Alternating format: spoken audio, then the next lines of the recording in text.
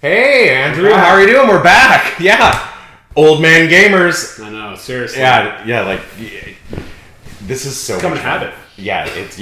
It's and according to the wife, it's not a bad habit either when we're, the video, not the video gaming, because the video gaming to the Raptor wife is definitely a bad habit, but hey, the actual us on the couch, having a chance to talk about our one of our major passions, is definitely a good And it's habit. evolving. Like, we're, even looking about my whole time with video games in general, like, we're at the beginning, how crazy it's going to get in the future. Like, as an old guy, I'm going to be like, but this is going to be fun progression for us. Oh, absolutely. And as our reflexes deteriorate, brain power will go into it, and we might adjust what kind of games we like. So today, I'm personally very excited about today's episode. So today we're going to be discussing, hands down, one of what I feel is a hidden gem.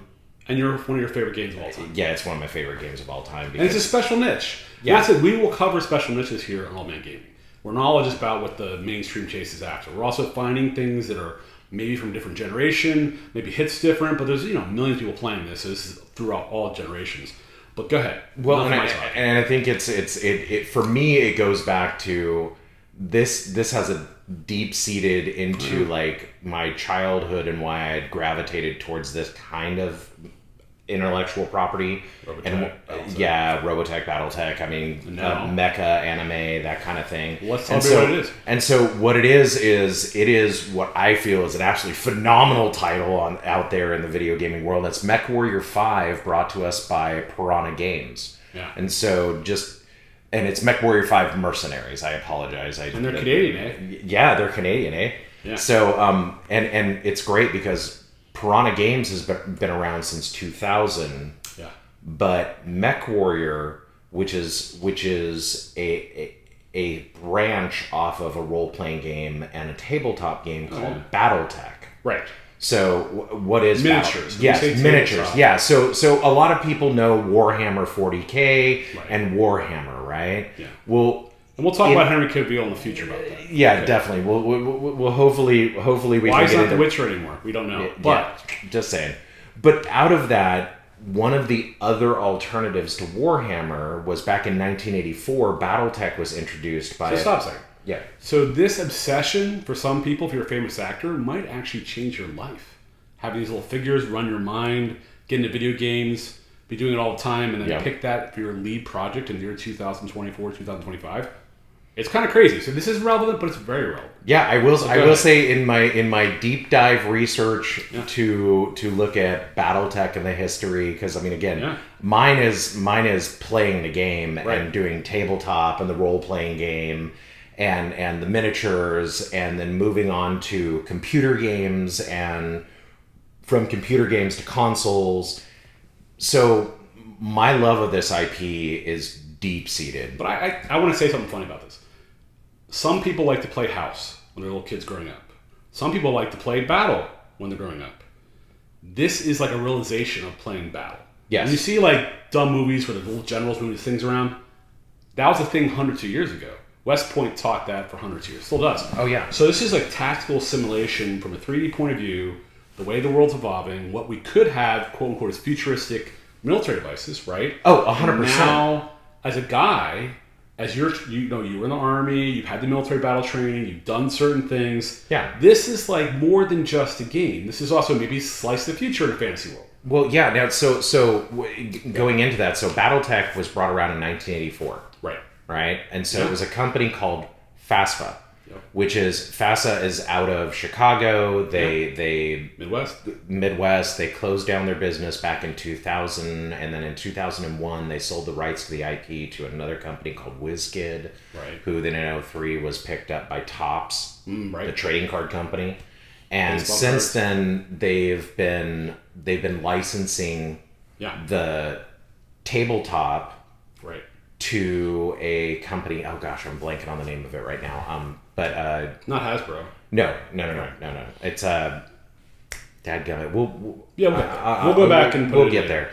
But there is a great little company, well, I guess not too little, but a great publishing company that picked it up, and they've carried the torch forward and have really done justice to the miniature tabletop game, and also the role-playing game, which is where this delineates. Okay, and so I don't think we're allowed to, as with our wives, we can play games, but that's another level. Like, I think when you get married, it's like the train collector. You can only, that gets into big bucks somewhere. Oh yeah, man, train collectors. But those little things are like, how much a piece? Oh yeah, no, you can get and this is something else I would definitely give a thumb. No, I would give a huge thumbs up to the BattleTech. It's crazy. Mechwarrior community when you get into the miniatures, because when you get into Warhammer, you're talking, you could go get a box set that has 4 miniatures in it or a miniature in it, and you could spend $150. And they've got miniatures out there from Games Workshop, and also alternative miniature folks who actually build for the game that have these huge miniatures, which if you've seen anything with Henry Cavill, you've seen them before. And those miniatures can run thousands of dollars. And they're not even painted at that point, right? So it's all part of the history of this game. Yeah, so turn around though, in BattleTech, one of the bonuses of BattleTech was the fact that you could play the game with something as simple as 4 miniatures. Right. And have a good time playing it, because the mechanics within is 4 miniatures, 4 mechs make up a lance, and that lance then conducts missions for mercenary companies, and you're in this. And how does that compare to our U.S. military? Well, I guess the best way to look at it is if you looked at like a tank, right? So armor squads, they would have, typically you have a platoon which has 4 and a 5th command track, right? Which is also a tank or a medium armor. In my case, a Bradley. Yep. And they go out there, and there's usually 4 or 5 of them. It just depends on how they choose. Just kind of similar. Yeah, it's different, but it's still military design. Yeah, it's still military-esque. And in this world that they've created for BattleTech and Mechwarrior, basically think that it's Game of Thrones. It really is Game of Thrones, except on an intergalactic scale, where you have all these different houses. You have like House Steiner, House Davion, Kurita. So for this game, Mechwarrior 5, it starts out like Game of Thrones, and you start out like little backward world, learning stuff from your father. Yeah, and so not to be too much of a geek here, it picks up in what's called the 4th Succession War. Empires. Yeah, which is like Game of Thrones. Yeah, so on the map, whenever you look at it, you'll see this big kind of rough circle with periphery planets and little like the Taurian Concordia and stuff like that, which are periphery, for lack of a word, kingdoms. And from my point of view, it goes back to the original Star Trek. When you saw the Klingon Empire, you saw the Romulan Empire, you saw the Vulcans. Yes. And they weren't like, oh, the Klingons are bad, the Romulans are weird like Spock, but emotional. And the Vulcans are good. But then over the history, you're like, no, the Vulcans aren't good. The Klingons aren't all bad. The Romulans aren't all military. Correct. So well, and that's one of the things that's one of the things about this game that I also find engaging, is because not only do you have the gameplay that's in there, because I mean, so one of the things about Piranha Games when they picked this up was they had a few titles to their name that were of note. I mean, they had Medal of Honor 2, they had Duke Nukem. They were the company behind Duke Nukem Forever. Yeah. But I'm just saying they had Duke Nukem Forever. Good stuff. And then they launched back in, I think, 2013. They launched Mechwarrior Online because they had those were popular. Well, and they really had fought to get the IP. They tried to negotiate, didn't work, so they ended up buying the IP and the rights to the IP and started developing that. And in 2013, launched Mechwarrior Online, which is a MMO on PC that allows you to go out there and play a mech. And it's a first-person, I want to say it's 20-on-20 combat. Okay, but you're an individual. But you're an individual in that 20-on-20. So you can have your mercenary companies out there, and you can have buddies that you play with online and do that. They're still going strong today, and they're releasing different mechs and different iterations and premium mechs and all that other stuff in that game. Well, in 2016. They announced that they were going to make a Mechwarrior game for PC that wasn't Mechwarrior Online, this big MMO. It was going to be you being able to play in the BattleTech universe in the Mechwarrior universe, and the reason why I go back and forth between BattleTech and Mechwarrior is because BattleTech was the tabletop miniature game. And as I was saying before, one of the reasons why BattleTech gained popularity was because for $25 you could go out, $25 you could go out and get a lance, a specialized lance, and you could build out your lance, and for $100 you could have like a small mercenary company running around on the field, and depending on what your demands were, you would build out your assault lances and your light mechs and your medium mechs and your heavy mechs and your assault mechs, and those were all based on tonnages and what have you. So, and if you haven't noticed yet, Seth is a stat nerd. Oh, total. We both are. And so what happened was that BattleTech, from the launch in 1984, realized that the miniature game was great, but here was this huge desire for people to play their mech warriors, the actual pilots of the mechs. And so they created an actual role-playing game where you could play your mech, and with that system, not only did you have the storytelling aspect of playing in this universe, being a mercenary company, being your own mech warrior pilot, which are the elite of the elite in throughout all of these societies and all these different houses, but also you could seamlessly move it over to playing the mech that they pilot in the tabletop game. Right, so it's like interchangeable. Which is something they don't have in Warhammer. Right? They have characters that are specific to the Warhammer universe that you paint, and they have battle costs and army costs and what have you. Here it's, look, man, my mech warrior is the pilot on this, and so this gives me X amount of bonuses to my rolls with my particle projection cannons and my auto cannons, which, again, another thing I absolutely love about this game is the fact that when you start getting into the larger mechs, you're talking about like autocannon 10s and autocannon 20s, which, to give you a concept, right? So a tank in modern day military terms fires 105 to 120 millimeter shell. Big. So you're talking about a shell that's about yay big, about the size of my torso. There goes my house. Yeah, you blow a hole through a house. Yeah. The autocannon 10 and the autocannon 20 are firing shells and slugs the size of Volkswagen buses. Yeah. I mean, we're talking about battleship cannons, right? The Gauss rifle fires a big giant slug that is the size of a Volkswagen, right? Crazy. A Volkswagen Bug. I mean, it's so when you start putting the little fun behind that type of stuff, and you have long range missiles, short range missiles, lasers, medium, small, and large lasers. There's all sorts of great things that are. As we start, we always want to see what platforms is running on. Okay, so it started on the PC. Right. This is Mechwarrior 5. And this is Mechwarrior 5. So, I mean, just to put that into context, BattleTech and Mechwarrior have a 40-year history in the marketplace for tabletop and role-playing. This is crazy. But their first Mechwarrior game came out in 1989 on the PC. Yeah. So that is 30 years of PC gaming, and it was predominantly driven on PC. Right. And in Mechwarrior 4, which was the fourth iteration of Mechwarrior, the last time it was put out was 2002. So this big jump. Yeah, so it's a 17-year jump. Right. So if you're a younger gamer, you don't get this. You're like, what's the Mechwarrior 5 game? But if you've been playing this game for 40 years... Well, yeah. Man, I'm 46 years old. I literally grew up with this game. I had an original Xbox. And I was like, oh, and it was one of the better games of Xbox that they had. And the mechanics were very similar with the Mechwarrior 5. I mean, it's still the same. Yeah, way you play it. So kudos to them to keep that feeling, but then to modernize it. Yeah, to create that familiarity and really modernize it into it. So I mean, so it's on PC, Steam. Yep. It's also on Xbox and PlayStation. So you have your console gamers that are out there. I'm a console gamer, so I'm on a PS5, and I started this on my PS4.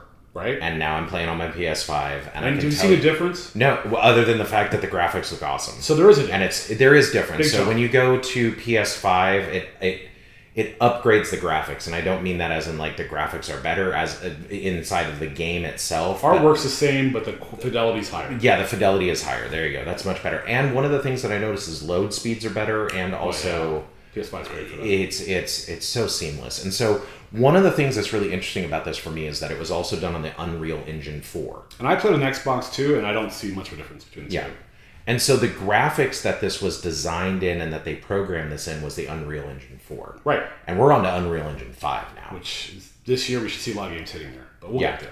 So it's now with most technology. And when we say Unreal 4, we're talking about Epic, who, because of Fortnite, has stupid money and gets to deal with Disney last week. Yeah. So Unreal 5 is going to affect technology in movies and games and everything, and individual game companies doing their own software are going to have a hard time keeping up. But it's also lengthening the development time. Yeah. So there's been a cost to this. Well, and aren't there rumors that Unreal Engine 5, not to get on a total geeky moment here, but we do, though. Unreal 5, aren't they saying that it's going to be AI upscaled? Yeah, it has all that. Yeah, I've done some development with it.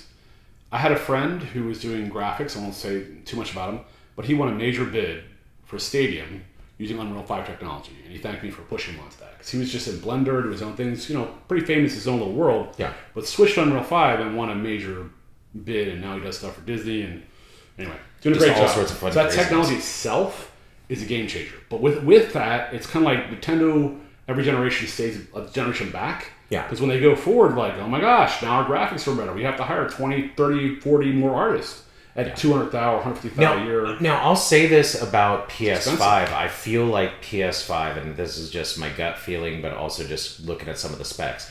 PS5 was built in for the future. Totally. So it has the guts and the nuts and bolts and guts to be able to push after that Unreal 5, that upscaled graphics. It's built for Unreal 5. So the graphics on this are, I mean, it's not going to win any awards for graphics. I mean, this is not Baldur's Gate. Nice. Yeah, this is not Baldur's Gate 3. It's not Cyberpunk 2077. Yeah, this is not, oh my god, look at the graphics. Right. But if you're familiar with the BattleTech world and you start seeing the graphics that they use for the storyline portion of it, you're like, oh my god, I feel like I'm back playing BattleTech. I feel like I'm playing Mechwarrior, the role-playing game. They really caught the flavor of that in how they present missions and different types of missions. Oh man, okay, so sound effects.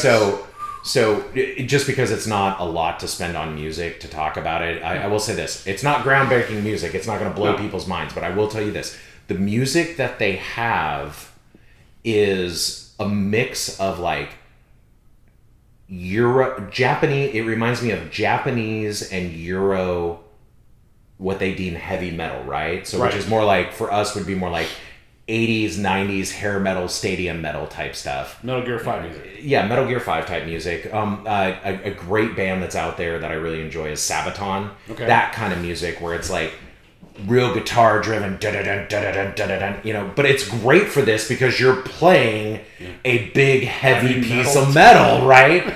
But then they also mix into that this like this 80s synthwave type vibe to it. Very techno. It's very techno synthwave, and so you get this like, especially for older gamers, I feel like it's a throwback to when we first played the game. So they pay homage to this original source material in the gaming world, right?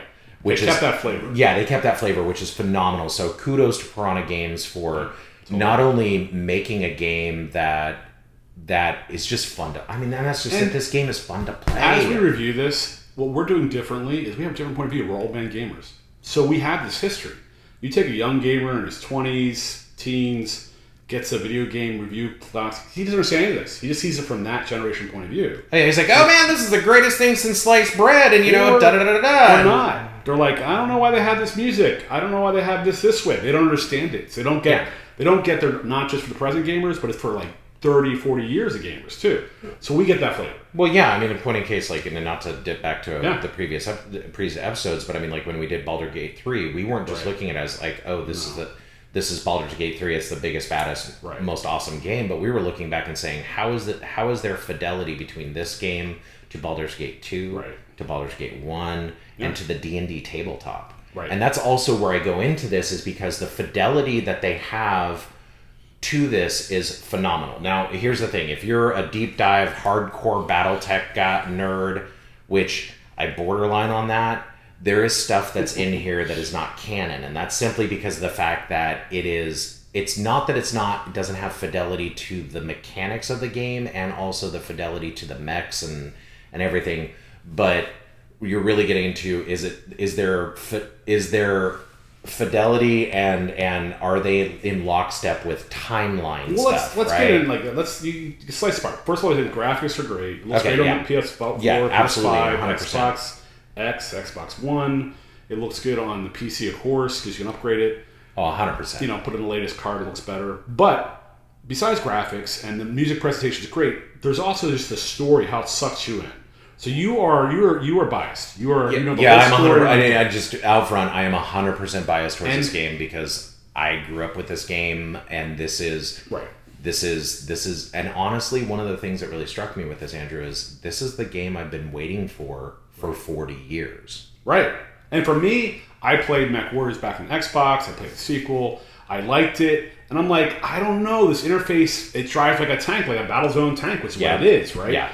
So what got me is like, if you don't get past the first intro, which is the first 15 minutes, getting you to get all the... Because it controls differently. It controls differently than any other attack simulator out there. Everybody's come together and created, left up this way and down this way. And this is inverted that way if you want to invert your controls and whatever. But it's very standardized now. And this is a throwback to Battlezone. Yeah. It's a throwback to tank games. Yeah. So it plays a little different. So you have to take probably 20 minutes when you're playing the game at first. And it has a simulation. It does a tutor for you. It walks you through. But to get used to that can be off-putting. I put the game down before Seth and I talked about it. I was like, I like Mechwarrior. I'm like, these controls are off-putting. But then, Seth encouraged me. I went back into it. I'm like, I do like these controls because they're different.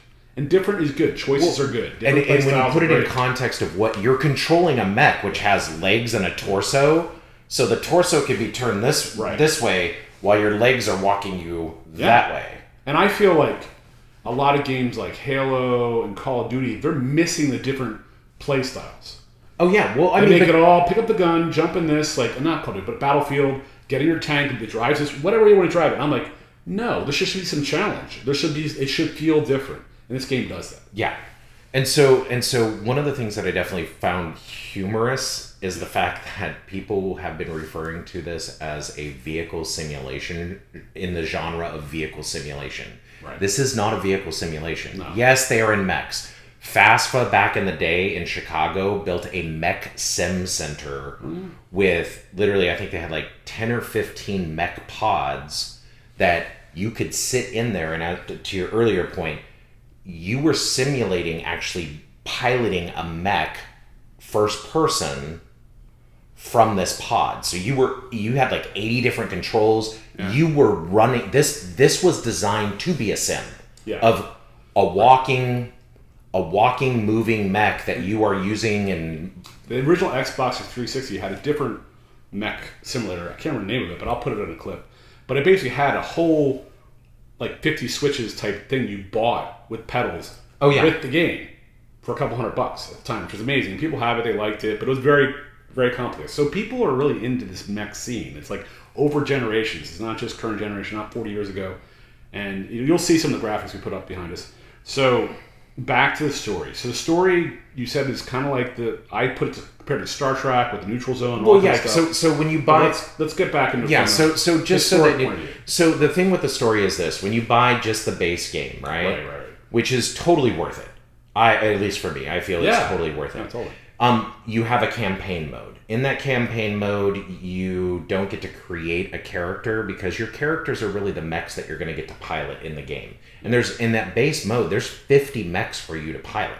It's a lot to learn. So yeah, there's a lot to learn, and you're going to find out what you like and don't like. And what's the difference between the mechs? When you like get in your Jaguar, quote unquote. Okay, all right. So if we really part of the story. I know. So one of the things is that each one of these houses that's out there, like House Kurita, which House Kurita basically think Space Samurai. Yep. Right. So House Kurita will have specific mechs because they have the manufacturing capacity to build those mechs, and they've sold different variants to other houses throughout the inner sphere, as it's referred to. And so you have light mechs, which is from 20 tons to 35 tons. Okay. All right. So big. Yeah, that's big. But I mean, like, when you get into it, you'll start understanding the tonnage as you play the game. But then you have medium mechs, which is from 40 tons to 55 tons, 60 tons to 75 tons is your heavy mechs. And then your assault mechs are 80 tons to 100 tons. So assault are like the crazy ones. Assault are slow, lumbering, can take a beating. Or a tank. They are tank in like a you are literally, as you play this game. You're taking for me, I could when I first started this game, I could barely wait to get to my assault mechs. Right, because I mean, it's like once you get to assault mechs, now you're talking about classic mech wading into the fray and just wailing on people, and your armor can take the beating to an extent, and but you still got to be tactical about it because you can't just go wading into a group of. And when you look at the story mode of this, like the history of it, so when you get the base game, there's a certain story you play through. How many hours do you think that? Yeah, so this.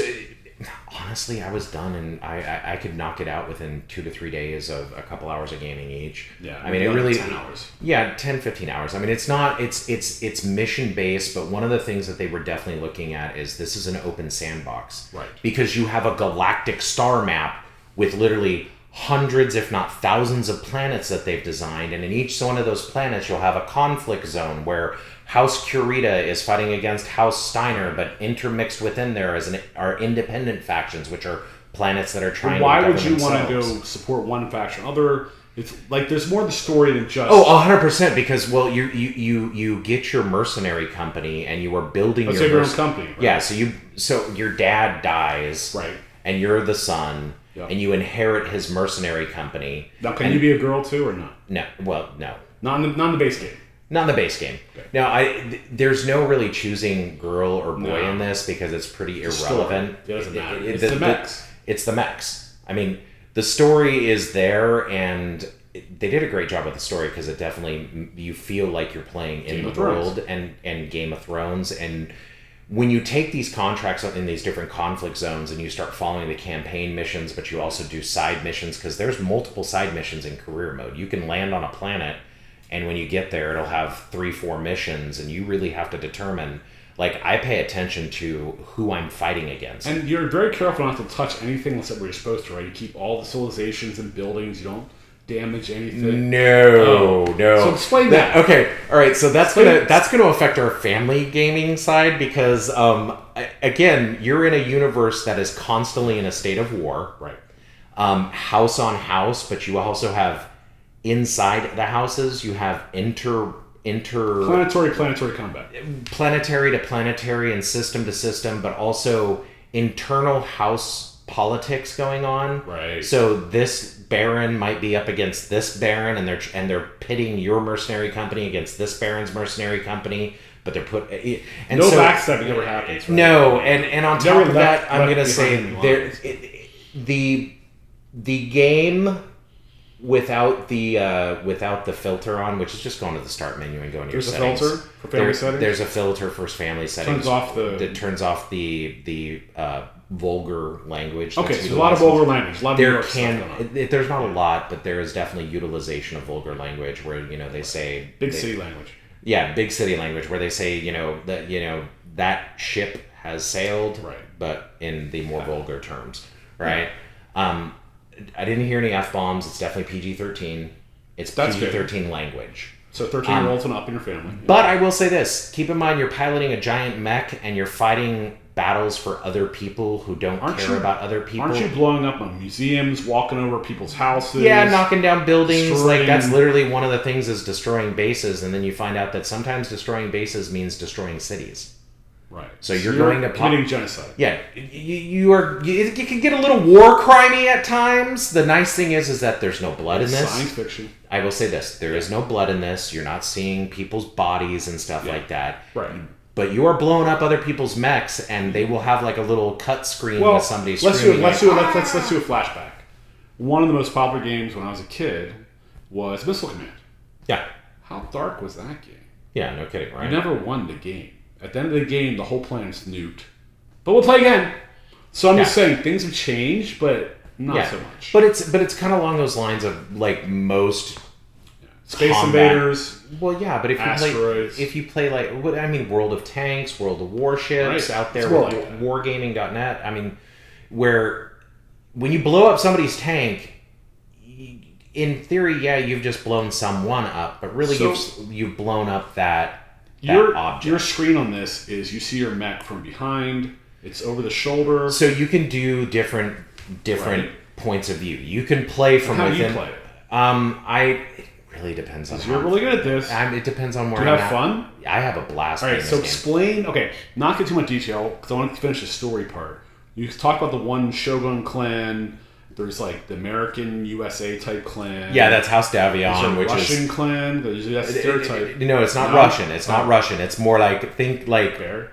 No, German. Oh, there's a German clan. So you have House Davion, which is like democracy, freedom, America style, but can get a little war crimey in their own right. Because again, there's no clear-cut good guys, bad guys here. No, they're all neutral. It's a Game of Thrones. It's totally Game of Thrones, right? The only real, I would say, bad guy would be House Liao, which is like communist China. But maybe it's not that bad. Yeah, it'd be like North Korea, communist North Korea, communist China. They say they don't know how bad they have it. Yeah. And but you still do missions for House Liao. But I mean, like if you were to choose the and we respect the Chinese culture. They've been through 100%. But thousands of years, we are not to judge. Yeah, we are not to judge. But in the game, House Liao is a bit skeezy and sleazy, and they don't. Are they communists? Yeah, they're 100% it's like totally communist. Canadian, yeah. Communist, socialist, and they don't care. The Capellans in House Liao, they don't care about their citizenry. We'll just make more. So, and which is in line with the BattleTech stuff. I mean, Napoleon a little way. Yeah, the little Napoleon did it too. Not getting political, but I'll just say it's kind of some of the stories that we're hearing out of Ukraine right now, how Russia is treating their soldiers, which also goes back to World War II, the Russian doctrine, which was waves of soldiers being chewed. Yeah, we have more. So chew them up, meat grind them. So the House Liao, then you have House Merrick, which House Merrick becomes the Free Worlds League, which is interesting in there because it's not democracy like House Davion, which is like freedom, democracy, we vote and all that good stuff. Yeah. But there's still lords who in House Merrick, it's like a symbol. It's more like England, where it's like more you have empire, a monarchy, the lords of the houses, and the House of Lords. But you do have a House of Commons, and each planet. So it's Canadian type. Yeah, and the reason why they call it a Free Worlds League is because within House Merrick, are there good guys? Yeah, there's good guys and bad guys. I mean, each little thing is good guys, bad guys. Yeah, but I mean, you can pick different houses. But here's the thing: is you can go to one planet in the Free Worlds League, and it's 100% a modern, what we would recognize as a democracy, where they're all voting and they've elected a president of that planet. Versus you go to another one and they've got a warlord despot. Same. But it's the Free Worlds League, so it's you do you, I do me. Don't step on my toes. I won't step on your toes. But it's all different. Like empire cobbled together. Yeah, exactly. And then you have Haus Steiner, the German Haus Steiner, which don't think World War I Germans. Not World War II. German Austro-Hungarian Empire from World War I. It's you've got royals that are mixed with elected officials. Militaristic society. But it's a very driven militaristic society, honor bound. Kind of Spartans. I kind of like playing House Steiner because an ongoing joke amongst the BattleTech community / us BattleTech geeks is that in the Mechwarrior world. Okay, so like a scouting lance, right, is a light lance with maybe a medium mech thrown in there, right? That's a scouting lance. Literally light mechs that move fast, lightly armored, lightly one armed. Medium to back them up. And they go running out really fast and they spot for the other big mechs, like those assault mechs we were talking about, who then go pound the hell out of them, and then they get to kind of flank and do flanking maneuvers and pick apart the enemy and help with fire support, right? So the running joke amongst House Steiner is their scouting lance, keep in mind, like, is the 100-ton Atlas assault mech. So it's huge. Yeah. So their scouting lances are war crime lances. Like, I'm scouting. Like, there's a great. Okay, so there is a great YouTube channel. Shout out to them because they feed my inner BattleTech soul. It's called Tex Talks. Okay. TEX. Yep. Go look them up. They've got great videos out there that are really high quality, and they're just how to play the game. How to play the game, and it's not how to play this game. It's they're really doing more of like deep dive into the history of BattleTech and Mechwarrior. Oh, great! Like the actual mythos behind it from the tabletop and role playing games. They don't really get into the computer video gaming side of it. Right. But it is a blast, and they do mech talks, so they walk you through the history of this mech. And when I say deep dive, I'm talking like Tex, he regales you with actual canon history, like a documentary, as if they were from that time period. So if you like this game, write this down, go there and get more history. Yeah, and I absolutely love watching them, and I wait for every single time they put one out. I'm subscribed to the channel on YouTube, which reminds me, shout out to them. Love your stuff. Also reminds me, if you're enjoying what we're doing here and you've enjoyed the last few episodes, then please, by all means, don't forget to like and subscribe, and make sure that you share this out to folks, because obviously the more you do, the more subscribers and the more people who view this, the more opportunities it gets to push us up in the algorithm, and the more people we get to do this. And hopefully one day we get to do this, more than once a week. Yeah. And then we can focus some more time towards this besides just the time we have. Because just for the record, I give up gaming time, and so do you, to be able to do this, because we... Right. And the story, like you said, is under 10 hours for the Prime game, but over the years, they released all these campaigns. Oh, yeah, so this... And they go on sale. So this came out in 2019 on PC. They had an exclusive deal for release, and then in 2021, it was released, and I really feel like 2021... because we had COVID, there was time for everybody, and everybody was playing their consoles because hey, we were stuck at home, and so there were a bunch of games that came out, and when this got released, it kind of came out to little fanfare. I felt like the reason why I stumbled across this is because there's also another content creator out on YouTube. His name is Baradul, Baradul. He's from Germany. Blast to watch him play, but he is a religious player. He's one of the streamers for Mechwarrior 5. He goes out there and plays it, and I enjoy his content too, because he has fun. He obviously loves and enjoys these games, and he's got some great content over on his channel. So very fun. But being a Mechwarrior fan, a BattleTech fan, before this was ever out on console, I was watching his episodes that he was playing on PC, and I was like, God, why don't they have this on PlayStation? Why don't they have this on PlayStation?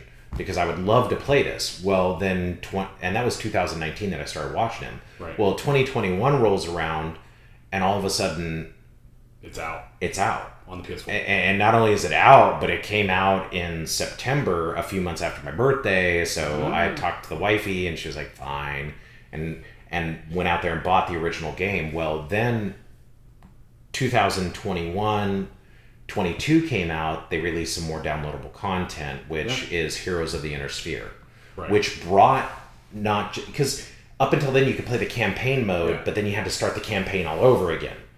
Well, then what happened is they created downloadable content, and the first one for Heroes of the Inner Sphere created a career mode, added some more mechs to the game. And now they have 5 different downloadable modules, and every single one of them brings new biomes, i.e. the environments that you're fighting in. Which is great. So it's not just one map over and over again, or 5 maps over and over again. Totally maps.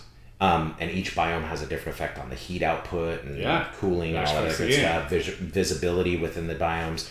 But then also what you had was the addition of mechs and weapon systems, and what you've ultimately gotten to is you went from 50 mechs in the first release. They're up to 61 mechs that you can play, which is they've got 350 different variants of those mechs, which is fantastic for BattleTech geeks because there are different ways that you can put these together.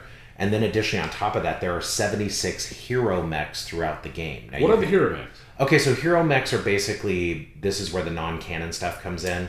These are special mechs that you can earn through missions and doing high reward missions. What makes them special? So what makes them special is they have special paint jobs, first and foremost. Oh, so they look really cool. Yeah, so they look really cool. Badass. But additionally, on top of that, inside the mechs, and you'll learn more about this as you play the game, and we do a little more on the content, but each one of the weapons you fire creates heat inside the mech. Right. So you've got residual heat just from the... You can't just hold the fire button down. And yeah. You can't just go, because the mechanics in this is that not only do you have these mechs, but you go and you customize them with, armor and heat sinks. We'll get to the next episode. There's a whole management running your mercenary company. Oh, yeah. There's a whole stack to this thing besides the tactical aspects. So doing specific kind of missions and finding different kinds of items throughout the universe. It's not just a simulation going on here. It's more like Civilization for mechs. Yeah. That's how I think. Legitimately. And each downloadable content has added more content, more mechs, more missions. You know what? That's what I think about. It's like Risk, but in outer space. Yeah. You know what? You get different campaigns. Or go one step further. Anybody who's been out there, I used to love playing this game. It just is it's a time suck. It's more than Risk. It's Access and Allies. Right. It's like Access and Allies, but this game's way longer. But where you can play the game, and not only do you have your base level game, but then you can begin to upgrade your units over time. And that's the other part about this, is that you start in the 4th Succession Wars, which I can go into that in a little bit more detail later in a different episode. And you progress through these different wars, and the time progresses as well. So the years progress. Yes. And as the years in the overall arching inner sphere, and as you hit certain key dates, new mechs appear. Right. Because one of the things that happens in this universe is that there was this thing called the Star League, which was when all the empires were united together under one banner, the Star League and the Star League Defense Force, and the SLDF.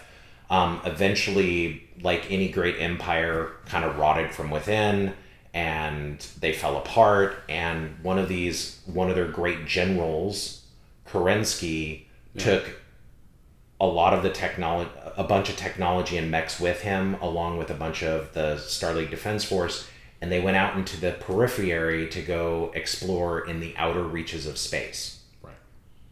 And so there's that portion of it. And when the SLDF, the Star League Defense Force, when they fell and they crumbled, all these houses kind of carved out their own area of the galaxy. Sphere of control. Yeah, sphere of control. You have yours, you have mine. This is where I can. And we have begrudging, which is why the politics of this also, and maintaining your reputation. In a wrap up of our first take on Mechwarrior, giving a little bit of the story, talking about the graphics, gameplay, where it's at, the history.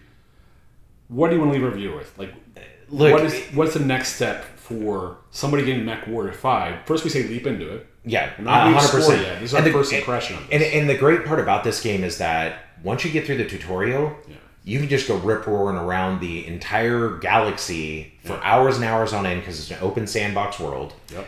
And just go play and have fun. And the great part is that if you want to walk away from the game, hit pause, stand up, put your controller on the charger, walk away for the night. Yeah.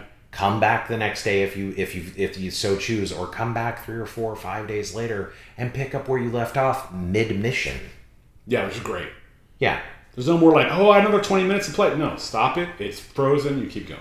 Yeah. Multiplayer is different, but when you're playing through the campaigns, and that's just it. This also has a co-op mode, right. So each on the screen, I have a little code that's associated with my gamer tag, and my gamer tag. And you and I both know about this because we've done a little bit of it, is I can send you my code, and you can co-op into my world. At the level you're at.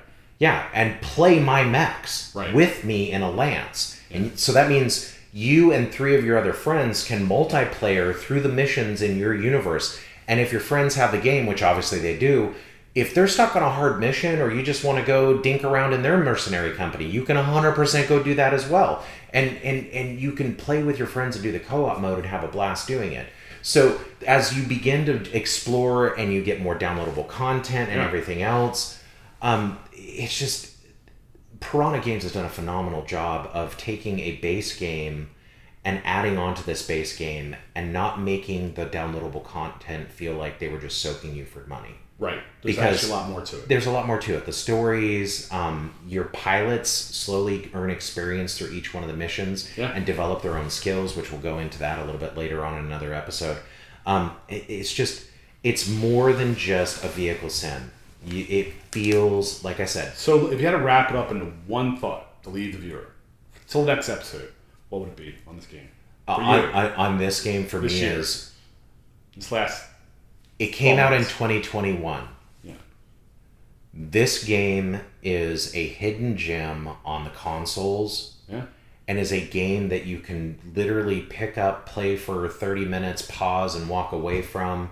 I can tell you how many times the Raptor wife has dropped in and then it's like, oh, I'm pausing the game. Okay, great. I got to go do this around the house. Very old man gamer friendly. Yeah. So very old man gamer friendly, very family gamer friendly.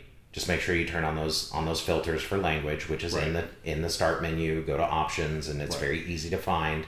And that way the language is appropriate. But this is something you can sit down with your kids and play. I mean, the controls are not complex. So our next episode, we're going to focus on controls, how the game systems work, really get in-depth analysis of it. Oh, 100%. I'll be boring you to tears with BattleTech it'll be fun. and what have you. It's fun. But so again, we also touch on, we give an old man gaming rating.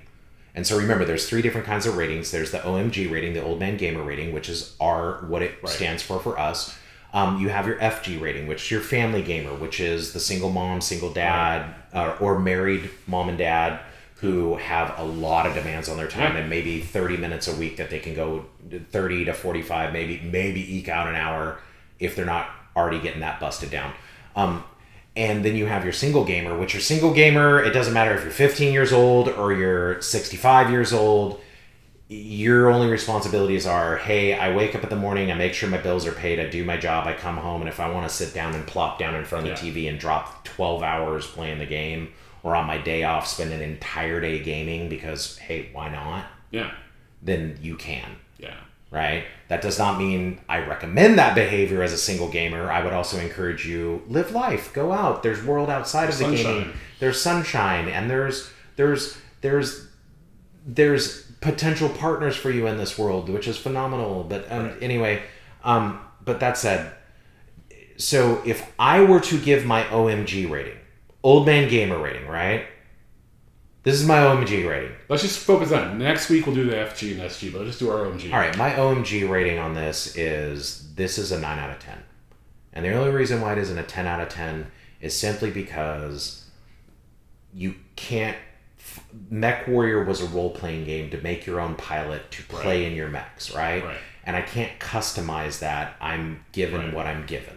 So maybe Mechwarrior 6 will have that. Hey, maybe Mechwarrior 6 will have that, and they'll allow for character customization. But that said, it's a 9 out of 10.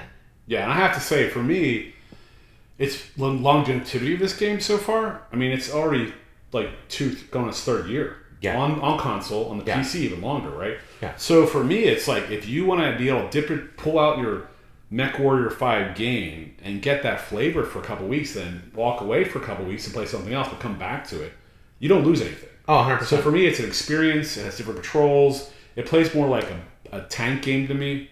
So it has way different ways that you play it. I like the whole civilization background on it because it feels like you have strategy, but you also have resources. You have money management. We'll get into next week. You have the mercenary groups. You have the political intrigue. You have the whole Game of Thrones aspect in space. Yeah. Plus you have all the history. So there's more to keep diving into it, and it's something that just scratches that itch.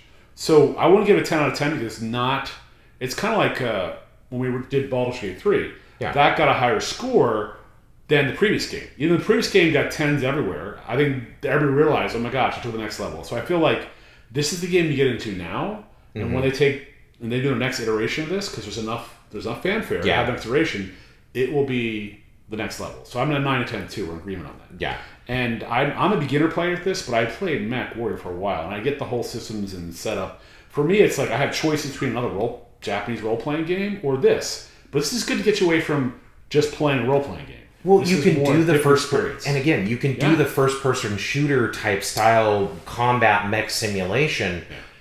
and you're not tied to the missions, right, or the story. And if I get stuck, because hey, Seth, come join my game. Yeah. Well, and that's just it. Is like I stopped playing campaign after I finished the campaign, and I haven't gone back to it. No. And that's the other thing that's really cool about this is that I can port over into when I start my career. Yeah. I can bring my mech company that I did the campaign with. And we'll talk about the next episode about career and bring mode all my mechs and all that other stuff over there, so I'm not starting building. From scratch. Right. From scratch. Yeah. So we gave it a 9 out of 10. We'll do the family game score and the single game score next time. Yeah. But we want to say thank you for watching us. Yeah, absolutely. Thank you for watching. Remember, like and subscribe. Please feel free to share if you enjoy the content. I'm glad you're here. And thanks for joining us on the couch. Yeah, thanks for joining us on the couch. Andrew, this is always fun, man.